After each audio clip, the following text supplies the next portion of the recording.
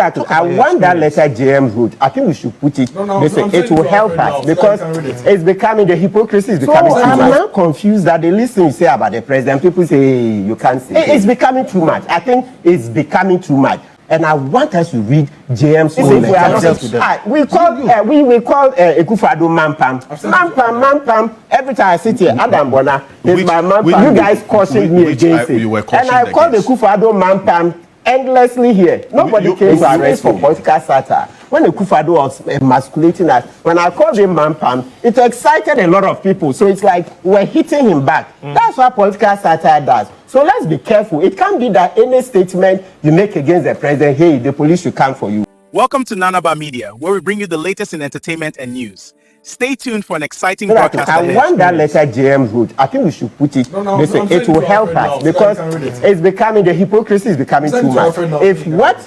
Miraculous is saying is really in JM's letter, then that is the truth. Look, as for this song, look, we used to sing Kum JJ Maye, Radu Kum JJ Maye, Yami. Oh yeah, I don't have a good voice. Please, you can sing it. We sang it on campus. Yes. We sang it. Went to what do you call it? Castle. The Mobra struggle. It was a common song. So I'm now confused that they listen you say about the president. People say, hey, you can't say. This, what, 99 that we sang this song. Prof, were you teaching at that time on Legon campus? No, it was a student. Okay, you had Kum JJ Maye. It was a song that we sang. You sang from Legon to Castle. 1999. It's a common song. Now they've turned it to then Sami Jensen. Every president has his version. So please look, there is space for political satire. There is space for political satire. So let's be careful how we mix up political satire with serious statements. It's becoming too much. I think it's becoming too much. So the young lady's song, yes, it's unpalatable, but to be candid, straight from my heart, I would say that's in the realm of political satire. And I want us to read JM's own letter. I've sent it to please talk about your experience. Because I don't want this if we are not dealt with that. We call Akufo-Addo Mampam. Every time I sit here, Adam Bona is my Mampam. When Akufo-Addo was emasculating us, when I called him Mampam, it excited a lot of people. So it's like we're hitting him back. That's what political satire does. So let's be careful. It can't be that any statement you make against the president, hey, the police should come for you. When you made statements against that government at the time, yes, okay, and they called you to BNI, it was wrong. Yes. We all went there and we said it was wrong. There was one that I was invited privately, that one Kofi represented me, right? Wrong. About, listen, but you see, we didn't make it public. Now, OSP, you see, these are the things that bring emboldened security forces. So a soldier insulted me, I insulted him back. Quickly, they put me in handcuffs. Okay. If we don't stop these things, you would then embolden security agencies to go for citizens. Yeah, it will be an abuse. There is space. Look, let's be very clear. There is space for political satire. Don't think that Section 208 is meant to emasculate political satire. There are some of them we can say things against the president as a form of entertainment. There's a rule in the states. Go to the US and all that. You see the things, the way they lampoon President Trump. They lampoon him all over. Look, Keir Starmer, UK, etc. So let's delineate what is political satire from what is really hate speech. Some of it. Kum JJ Maye, ask my mate. I left Legon in 2002. You will see. And even went back several times. Right. It was always a popular song. Then later Kufuor came. Then they put in Kufuor's name. Then they put Addo's name. So please, let's be careful. Let's be careful. Nobody is saying that people should throw the country into this, what do you call it, chaos, etc. But we are also saying that some of the statements are political satire. So if you begin to think that even political satire is against the law, then you are lost. In a democracy, there is space for it. Look, Oliver, what didn't Oliver Boma say? He said that if the soldiers don't do the coup, he himself will do the coup. We said it was wrong. So today, you're saying that any small statement, that's wrong. Meanwhile, at that time, people who today are saying that the statements against JM are wrong, etc., that's a crime. They didn't say so. We're all saying that no, the arrest of Oliver was wrong. So what is this?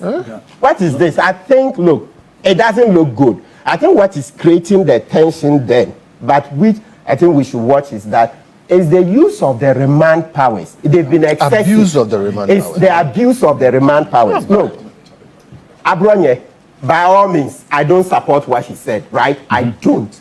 But when he went to court the second time, you know, we have section 96, subsection 5 of the Act 30, which deals with if a judge thinks that, so basically, let me paraphrase before we go in there. So what it says is that if you've been charged with an offense and given bail, presented to court, you are given bail, and that case is still pending.